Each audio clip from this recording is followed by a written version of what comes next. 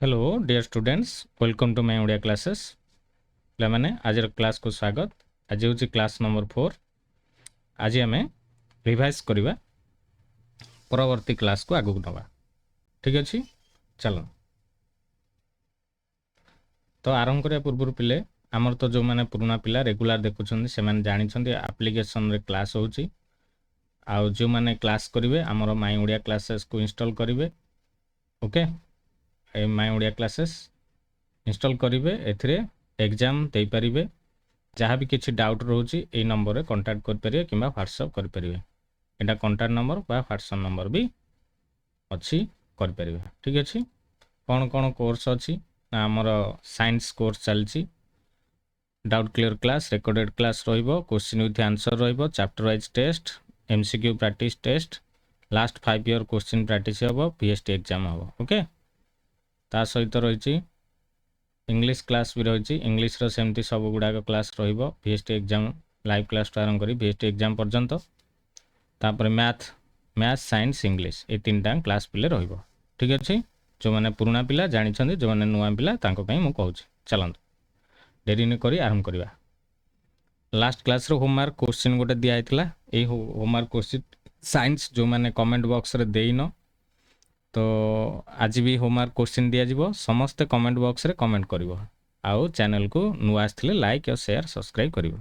ठीक अच्छे, ये फ्री रे पूरा पढ़ाई दि जाउची, पिले सांग मानकु क्लास कर परिवो हला कहि परिवो।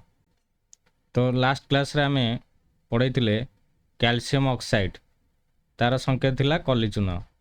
एटा जो कैल्शियम हाइड्रोक्साइड देखुछ तार संकेत कौन पिले? ये जो संकेत लिखाई यहाँ हूँ पिले समित चून। यार आंसर कौन हम? समित चून है। तापर आगू चलो गणित। यहाँ हूँ फास्ट क्वेश्चन पिले। क्वेश्चन हूँ क्यों परिस्थिति रे x plus B Y plus C is equal to 0 गोटे सरल एकघाती समीकरण साधारण रूप हेब नाही। आमे जानिचे जे गोटे सरल समीकरण साधारण रूप होची A X plus B Y plus C is equal to 0। यही समीकरण कंडीशन कौन, शर्त कौन रोची? यार शर्त रोची जे ए कौन जदि 0 हो गला किंबा बी इज इक्वल टू जदि 0 हो गला। ये देख ए आउ बी ये दुईटा जदि 0 हो गला कौन हम कहल? 0 को जदि मु एक्स रे गुणीदेवी यहाँ 0 हो गला। ये बी जगह जदि 0 लिखिदेवी वाई रे गुणीदेवी यहाँ कौन होगा? 0 है। आउ समीकरण हम कि खाली सी इज इक्वल टू 0 रही हाँ कि नहीं?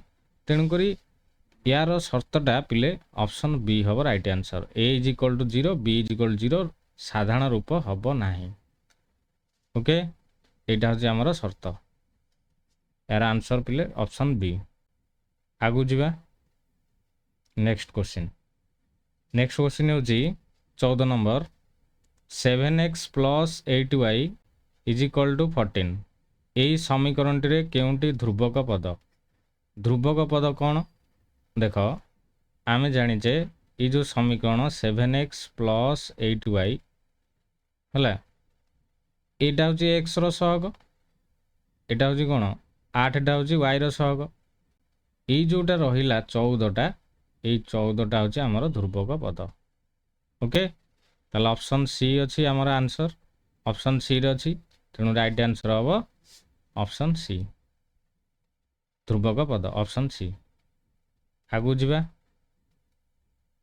15 नंबर संगत और निर्भरशील सह समीकरण द्वयर केतोटी समाधान अच्छी?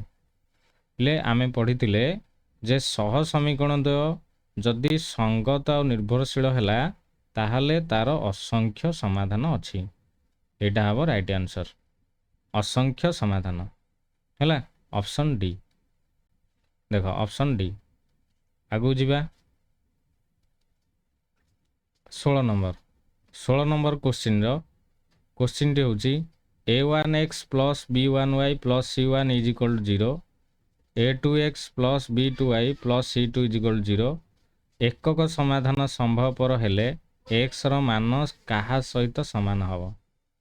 ପିଲେ ଏଇଟା ହେଉଛି ବଜ୍ର ଗୁଣନର ସୂତ୍ର।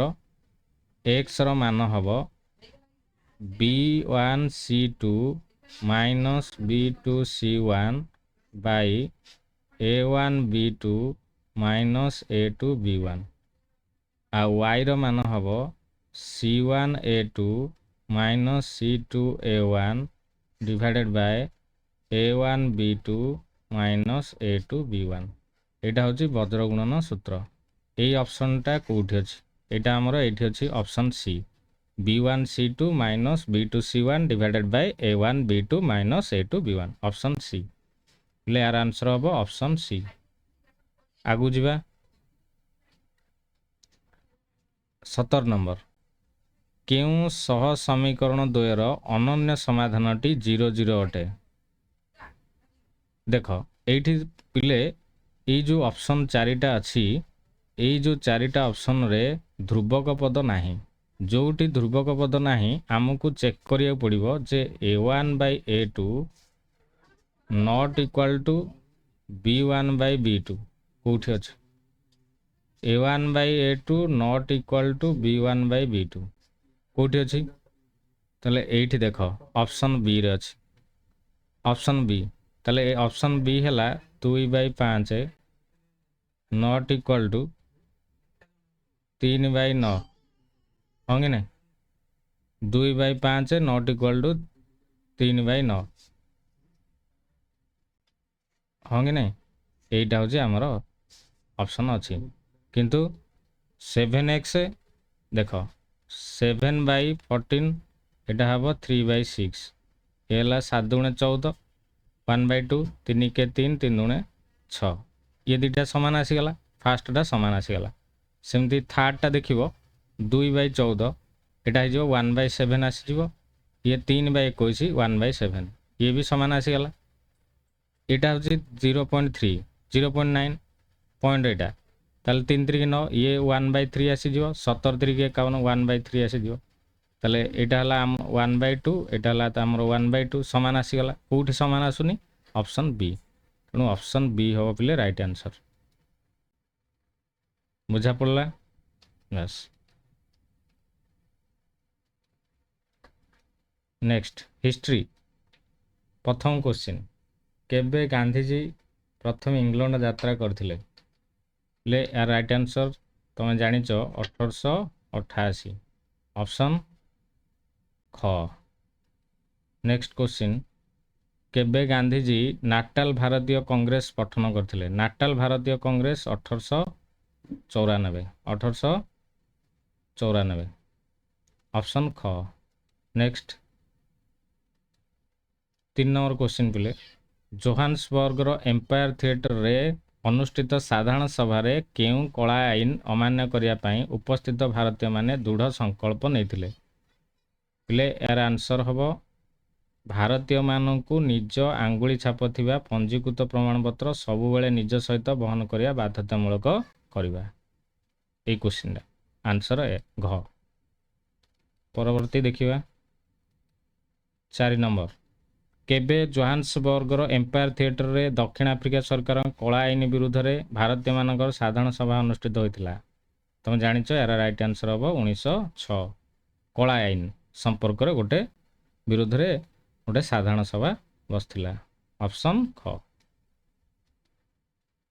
ଓକେ। 5 ନମ୍ବର, କେଉଁ ଆନ୍ଦୋଳନରେ ଗାନ୍ଧୀଜୀ ପ୍ରଥମେ ସତ୍ୟାଗ୍ରହ ଅସ୍ତ୍ର ପ୍ରୟୋଗ କରିଥିଲେ? ସତ୍ୟାଗ୍ରହ ଅସ୍ତ୍ର 1906 ଖ୍ରୀଷ୍ଟାବ୍ଦରେ ଇଂରେଜମାନଙ୍କ ବିରୁଦ୍ଧରେ ସଂଗଠିତ ଆନ୍ଦୋଳନ। ଓକେ, ଅପସନ୍ ଗ। ଅହମ୍ମଦାବାଦ ପିଲେ ଲୁଗା କାରଖାନା ଆନ୍ଦୋଳନ କିପରି ହୋଇଥିଲା ତୁମେ ଜାଣିଛ? ଚମ୍ପାରନ ଆନ୍ଦୋଳନ କେବେ ହୋଇଥିଲା? ରାଓଲାତ ଆଇନ ବିରୋଧୀ ଆନ୍ଦୋଳନ, ଏଗୁଡ଼ା ସବୁ ମନେ ରଖିବ, ଇମ୍ପୋର୍ଟାଣ୍ଟ କ୍ୱେଶ୍ଚିନ୍, ଅପସନ୍ ଗ। ତାପରେ ଦେଖିବା ଜୋଗ୍ରାଫି। ଜୋଗ୍ରାଫି, କେଉଁଟି ପିଲେ ଗୋଷ୍ଠୀଗତ ସମ୍ବଳ ପଚାରିଲା? ଗୋଷ୍ଠୀଗତ କେଉଁଟା? ଏଇଟା ପିଲେ ଶ୍ମଶାନ, ସମସ୍ତେ ଏହାକୁ ବ୍ୟବହାର କରିବେ। ଚାଷ ଜମିଟା ହେଇଯିବ କ'ଣ ଆମର ବ୍ୟକ୍ତିଗତ, ଗୃହଟା ବ୍ୟକ୍ତିଗତ, ରୋପଣ କୃଷି ଭୂମି ବ୍ୟକ୍ତିଗତ ସମ୍ବଳ, ହଁ କି ନାହିଁ?